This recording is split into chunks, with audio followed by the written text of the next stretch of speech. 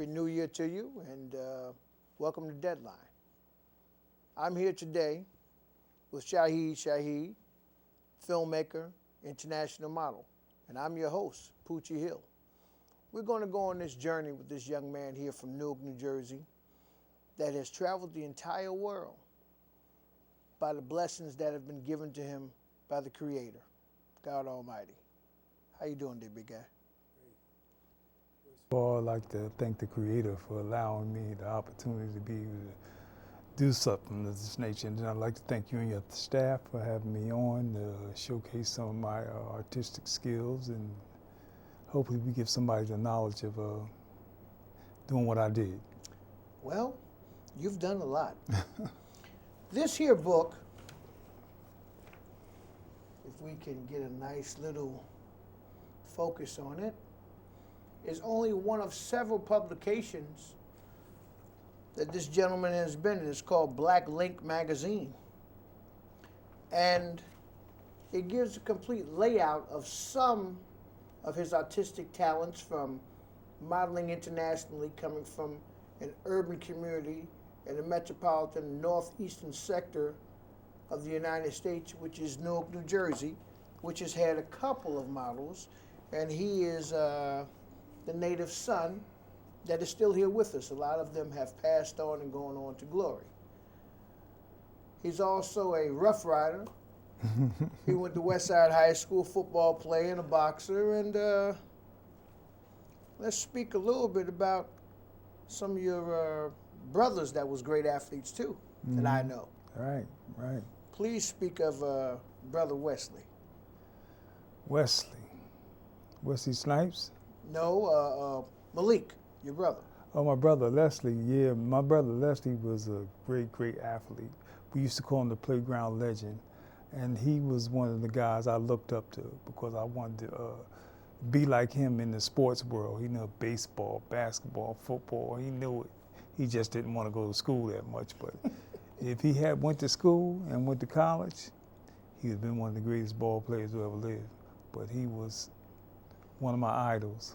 You know, what's funny that you say that there, because we've had in the urban communities so many distractions that have derailed us from this path which we want to that path that is chosen. Let's speak about that there, because you didn't really want to be a model.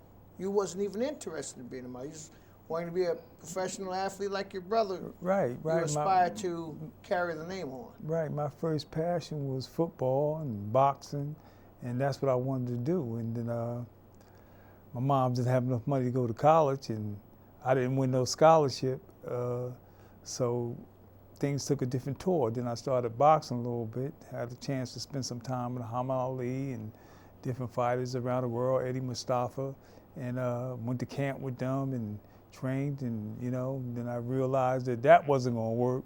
So somehow, some way, the modeling industry found me, because I was hanging out with a friend. He had a girl that was modeling, and I got with them, and they said, you should take some pictures. And next thing you know, we was over a friend of mine, Angelo Ellaby's house, and he was showing me the ropes and took me through the whole professional portfolio picture taking thing, and then walked me into an agency, and there I was. And from there, let me go.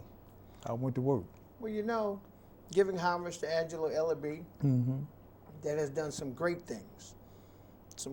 He's another son of Newark, New Jersey, that did not have an easy walk. Right. Self-made, self-contained, and self-motivated. Can you explain how that self-motivation propelled you to some of the pitfalls that was in the industry to which you were in, for those that are trying to maybe get into it now? Well, coming from the city of Newark, New Jersey, I mean, it's tough. It's a tough, rough city already. I came up through the riots. I came up through the era where, you had to fight with your fists, no guns, fight, and it was fair when it was what it was. It kind of made me a little tough to be able to accept the rejections, because the thing about rejections is it has to move you closer to where you're trying to get. So I took it like that. I took it on the chin, got up every time I got knocked down, and kept on moving. So the rejections, if you can't get past the rejections, then you in the wrong game. I mean, You got to explain how. Now, I've worked 16 hours before hmm in a prison, on the streets, law enforcement out there, but 16 hours and then to be rejected? oh yeah, yeah, Is that pounding. normal? That's normal in the modeling industry, in the acting industry. You could pound the pavement, you can go on auditions after auditions, and you can get rejected. You could be the best at what you think you are, but there's always somebody better, and there's always somebody improving. So you have to keep on going on auditions, keep on studying, keep on training, and keep on auditioning until the door opens. Now, when you say the door open, auditioning means that you go in there with an open mind, hopefully, to be presented the opportunity. Now, if you're not given that opportunity, how long does it stir up in you to get the fervor, the initiative to go to the next one? And the aspect, whereas if you're hit again and you're not selected. Well, this is a tip I'm gonna give you. Once you go on that first audition, forget about it and go to the next one. Because if you don't and you linger on that, it's going to hinder you for the next audition. So that's the thing that I learned is like, just keep it moving, keep on going. Because that last audition prepares you for the next one. Because if you miss something on the first one, then you say, oh, I'm gonna get it on the next one. Just like a baseball player hitting the ball 3 times, you're out. The next one you come back up, I'm gonna hit that one out of the ballpark. It's funny how you said that there. We've spoken before off camera and spoke of how some of the lessons that you learned from your brothers, your coaches, how it all came 360 right there. You brought Right. it back into play with being consistent, Right. being conservative, and being prompt on who you are and what you envision for yourself. The question that I have now is for the young lads that are going through school now and that are in this turbulent time, what can you say maybe to second what you just said about keep going? You get one shot at this life. So that one shot you got to take it and do the best you can with whatever you have. And when you do the best that you can, you might make it, you might not make it. But you better make sure you put everything into that one shot. Because that's what it's going to take. You got to be the best. Listen to the old timers that were before you. A lot of them had the shot, and some of them didn't have the shot. Some of them could have had the shot, but didn't take the shot. But if you want to really do it, you better push yourself to the highest limit that you can do. Look and start reading about the players that are doing what you want to do. And that's how you become what you want to be. You may not be as great as them, and maybe might even be greater than them, but at least you'll get somewhere in the vicinity. How does fear come into play with your pursuancy to obtain your career or your objectives? Well, fear is always comes into play as reality. Okay. Reality is that when you're in a room with somebody of this magnanimous size, your heart start pumping. But you gotta react real quick again and get everything in control and start moving forward. So fear is a big factor. I mean, if I was told if you don't fear nothing when you in that type of magnanimous size, then something's wrong with you. So you're saying, now this is what's funny because I'm right with you. I want to make sure that the young people and whoever's looking understands this here. Fear, I'm going to go back to Franklin Delano Roosevelt when he spoke of, neither one of us were around, fear is fear itself. Right. So can you expand on that a little more, take it down a little more to its simplest form? Fear is fear itself. What is fear? Fear is just nervousness.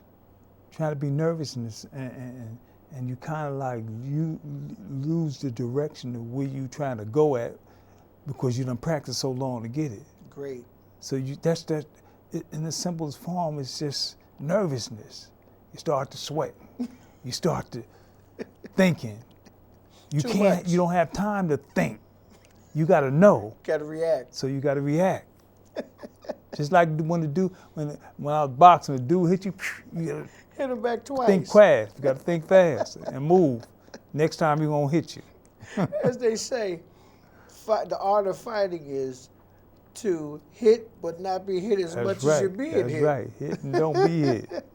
You know? So let's speak about your endurance in life, because you look great, your beard is out of sight, you still look youthful. Explain your endurance. Well, my endurance is being able to get up and run the park in the morning, work out, get that in every day, because that's my personal time to myself. How important is that? That's very important. You got to have some time to yourself, to talk to yourself, to make yourself a much better person. Read a little bit. All these things enhance your ability to go on to the next level. So I take time now to do that. So that's very important, you know. How important is it that you know who you are? Not what you want to be, not what you once were, but who you are right now. It's very important to know who you are, because that's what makes you who you are. If you know who you are, your ancestors was before you, how'd you get here, all these things make you the person who you are. You know, it makes your character up. It makes you, you know, some people judge people on how much money they got, how much fame they got, but I don't do that. I judge people on your character. So my character comes from who I am and where I come from. My mother was a good person, my father's family was a good person, all those people were good people. So when people look at me, they say, boy, he's like his mother, or he's like his father. They all had good character. Now I have to bring this into play. This is the Indian in me, the Weequay Indian in me. You see, I got my... Yes, sir. Yes, sir. My great-grandfather was a full-blooded Cherokee Indian. I have to hit you with this here from the perspective... But I'm from West Side. From the perspective of Weequay. And that's this here. You're from a metropolitan, urban, third oldest city in America. Mm-hmm. This polished, poised, prolific, positive image. How is it that coming from an intangible, the word I would use to be supposedly chaotic. Urban stands for testing, but chaotic, confined, overfiltrated, populated metropolis. Where'd this poise come from? Well, you got to surround yourself around those people that you want to be like. The people that you...